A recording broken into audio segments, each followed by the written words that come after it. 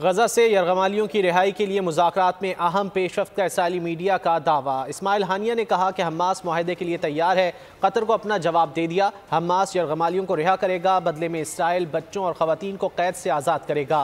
White house का रद्द-ए-अमल भी आ गया। अमरीकी कौमी सलामती के तर्जुमान जॉन कर्बी ने कहा कि मुआहदे के करीब हैं, हतमी कुछ नहीं कहा जा सकता। गजा से यरगमालियों की रिहाई के लिए मुज़ाकरात में अहम पेशरफ्त। हमास ने कतर को जंग में वक्फे पर अपना जवाब दे दिया। इसराइली मीडिया ने दावा किया है कि गजा से यरगमालियों की रिहाई के लिए मुज़ाकरात में अहम पेशरफ्त हुई है। कतर में हमास और इस्लामी जहाद रहनुमाओं से मुलाकात की है।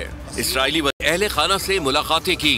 नेतन्याहू ने कहा यरगमालियों की रिहाई तक जंग जारी रखेंगे। अमरीकी कौमी सलामती के तर्जुमान जॉन कर्बी ने ब्रीफिंग में कहा कि यरगमालियों की रिहाई के बाद मुआहदे पर हम पहले से कहीं ज्यादा करीब हैं। हतमी तौर पर कुछ नहीं कहा जा सकता। वॉशिंगटन पोस्ट ने इतवार को हमास और इसराइल में डील की खबर शाये की थी। सब्सक्राइब करें और बेल दबाएं ताकि कोई खबर रह न जाए।